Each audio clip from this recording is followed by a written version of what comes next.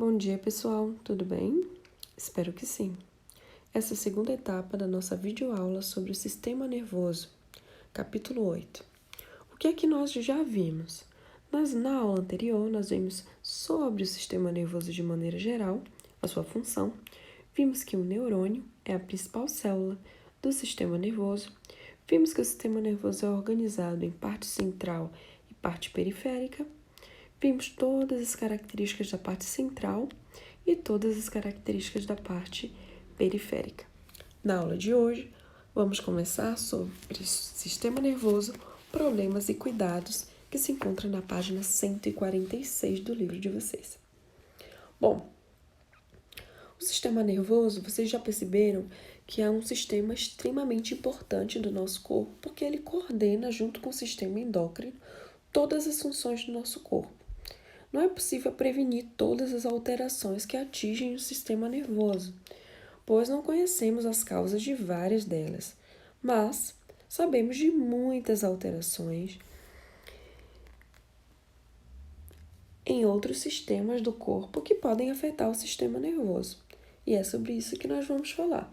Aqui a gente vê alguns exemplos de alterações que podem prejudicar o sistema nervoso, como por exemplo, as alterações no sistema cardiovascular que envolvem a circulação sanguínea, tá? A hipertensão, que é uma pressão muito grande, né? Alta pressão que afeta diversos órgãos do corpo, incluindo o cérebro. Quando o sangue passa com muita força pelos vasos sanguíneos, pode trazer rompimento dos vasos sanguíneos, que a gente chama de AVC, que significa acidente vascular, vasos cerebrais, tá? Então, acidente nos vasos que irrigam o cérebro. Esses acidentes, inclusive, podem provocar derrames, né? E aí vai trazer morte de parte do cérebro. E a gente sabe que o cérebro é dividido em partes e cada parte do cérebro tem uma função específica. Então, se houve um derrame ou um AVC naquela área, vai acometer, vai trazer prejuízo para a função que aquela área fazia. Aqui o segundo exemplo é a poliomielite, também chamada de paralisia infantil. É provocada por um vírus que destrói os neurônios.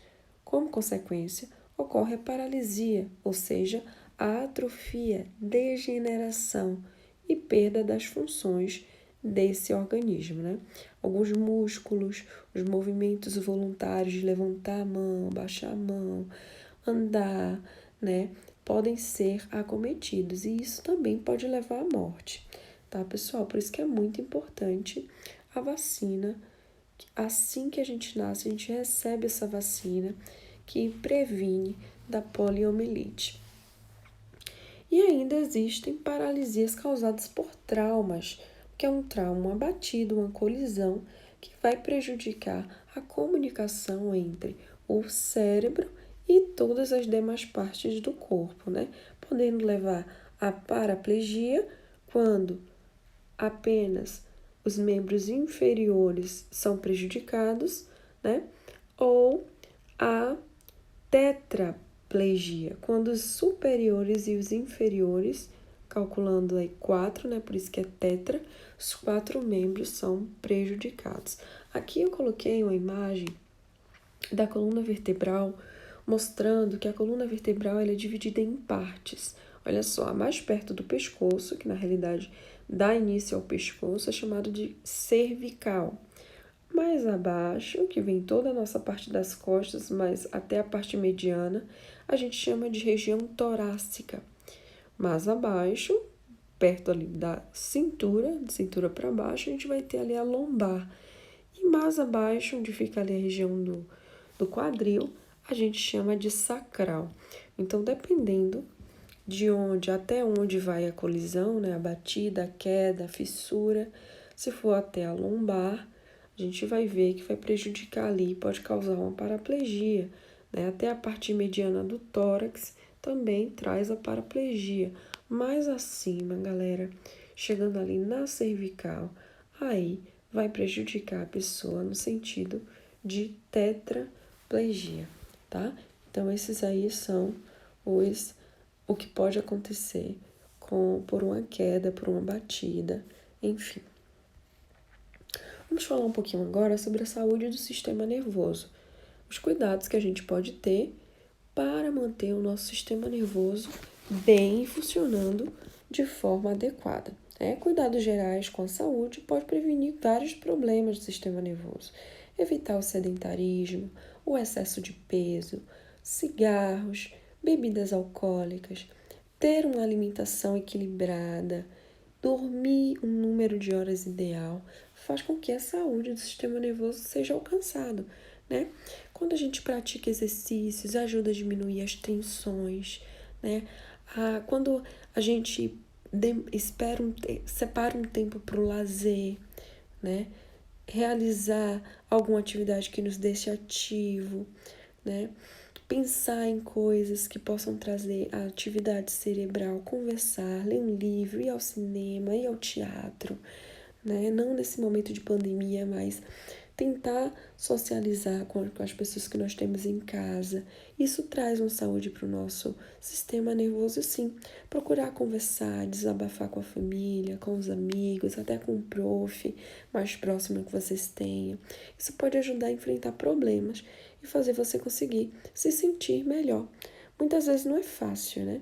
Mas vale a pena tomar a iniciativa, porque isso fortalece os vínculos afetivos entre as pessoas.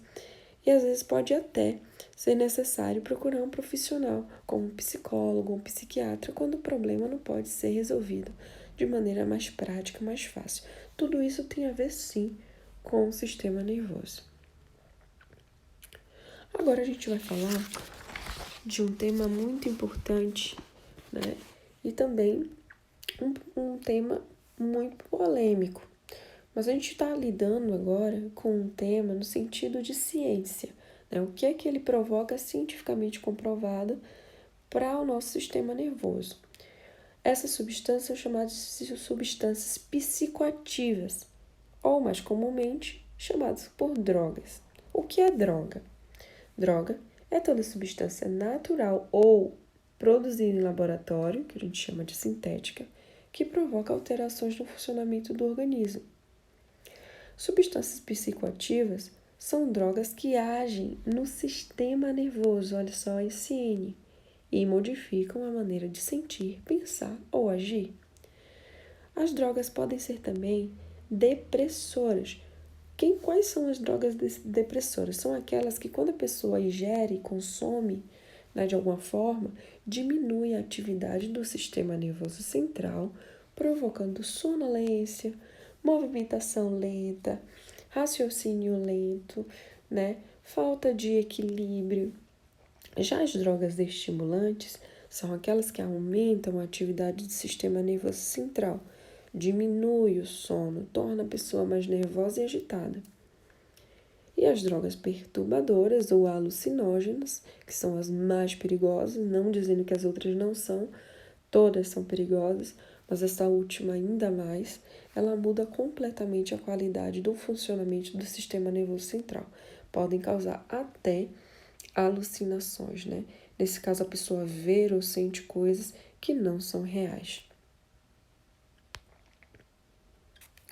Falando um pouquinho sobre as drogas mais comuns, né, que nós vemos aí no dia a dia, como o cigarro e as bebidas alcoólicas, são drogas lícitas. O que significa a palavra lícita? Permitida por lei para maiores de 18 anos. Isso não quer dizer que elas não façam mal, muito pelo contrário. Todas as drogas podem trazer sérios distúrbios físicos e psíquicos, tá? Só que por algum motivo, a Organização da Saúde liberou, né? A lei liberou para maiores de 18 anos devido ao seu consumo, tá? Já drogas como maconha, crack e cocaína, a gente já sabe e chama de drogas ilícitas, que são aquelas que não são permitidas por lei nem para maiores de 18 anos. E, portanto, a gente precisa ter um cuidado muito grande nesse tipo de droga, porque além de trazer um mal instantâneo, ou seja, na hora para o corpo, para a mente, para o sistema nervoso da pessoa, vai ser ilegal, né? Vai estar contra a lei e leva apenas, né, a prisão. É bom a gente frisar que todas as drogas podem causar algum prejuízo à saúde, tá? Tanto cigarro, quanto a bebida alcoólica, quanto outras drogas, as ilícitas também. Mas os efeitos vão variar de acordo com a quantidade que se consome e o tipo também de droga que vai estar sendo consumida. Com o tempo, o cérebro, ele acaba se acostumando, né, com o uso dessa droga, tá? Pode trazer sensações de alegria, de relaxamento, com mais energia, porque afinal de contas, se a droga fosse uma coisa ruim de se experimentar, não teria tanta gente com esse problema, né, galera? Com o problema da dependência, que é o vício. Então, ela sim, ela traz no momento do uso a sensação de alegria, de relaxamento, mas o problema é o que ela faz depois, né? Depois aparecem efeitos desagradáveis que variam com o tipo de droga e com a quantidade que a pessoa consumiu. Pode ser um grande cansaço, pode ser medo, pode ser depressão, problemas de memória, dificuldade de concentração, de aprendizagem, a incapacidade de reagir em alguma emergência, o reflexo fica prejudicado, traz insônia, irritabilidade, alucinações e muitos outros efeitos. Com o tempo, o cérebro pode ser afetado permanentemente, ou seja, mesmo depois que a pessoa para de consumir, o cérebro da pessoa já atrofiou, já prejudicou. E vai prejudicar então a memória, a atenção, concentração, a capacidade de raciocinar. O uso repetido de alguns tipos de drogas podem causar danos até nos pulmões, no fígado, no coração, nos rins, no cérebro, levando a pessoa à morte. Muitas drogas podem provocar dependência química, que é o vício. Nesse caso, parar o uso vai trazer o que a gente chama de síndrome da abstinência, que é o corpo da pessoa sentir que ele precisa tanto daquilo que ele começa a reagir mal pelo não uso da droga. Pode ocorrer vômitos, tremores, suor, insônia, convulsão, entre outras ações que podem até causar morte. Muitas vezes, para aliviar essas reações, a pessoa recorre, volta de novo a usar essas drogas. Para livrar-se dessa dependência, muitas vezes é preciso procurar ajuda profissional, como um psicólogo ou um médico. Então, é muito grave o uso dessas drogas, porque pode ser um caminho sem volta. Bom, algumas drogas e alguns efeitos do seu uso. O álcool. O álcool, inicialmente, alivia a tensão, traz relaxamento, mas quando sua concentração aumenta muito no sangue, traz uma lentidão no sistema nervoso, sono, diminui os reflexos e prejudica a coordenação motora. Daí o porquê não se pode combinar álcool com direção, né? Porque se o seu reflexo fica lento, quando você está dirigindo, isso pode causar um grave acidente. O consumo habitual e excessivo do álcool também pode trazer danos ao cérebro, ao fígado e a outros órgãos. E traz também dependência. Quem costuma beber todos os dias fica viciado. E é um vício igual a qualquer outro vício de droga, pessoal. Então, o uso de álcool após os 18 anos, que é o único permitido em lei, ele tem que ser moderado, se for usado. Aqui tem uma imagem que mostra que álcool não combina com direção. Cigarro. Bom, comparado com as pessoas que não fumam, os fumantes têm cerca de 20 ou 30 vezes mais risco, mais chance de desenvolver um câncer de pulmão.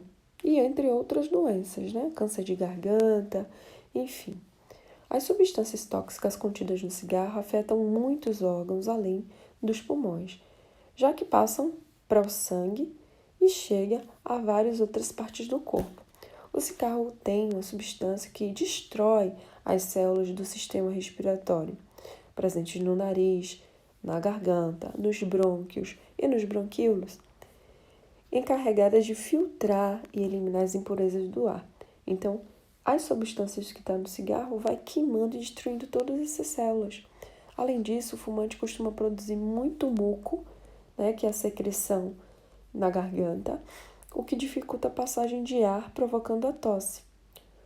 Os brônquios podem inflamar, provocando o que a gente chama de bronquite, né? Tem pessoas que têm bronquite mesmo sem o cigarro, mas grande parte dos fumantes possui e desenvolve a bronquite por causa do cigarro. Os alvéolos pulmonares, que são aqueles sáculos, parecendo sáculos de uva, que tem dentro dos pulmões, podem ser destruídos, causando a doença chamada de enfisema pulmonar. Isso prejudica a troca de oxigênio, faz com que o tecido morra e olha só a coloração que ele fica depois de alguns anos do uso de cigarro. Então, aqui tem o pulmão sadio, saudável, e aqui tem o pulmão deficiente, doente por causa do uso do cigarro.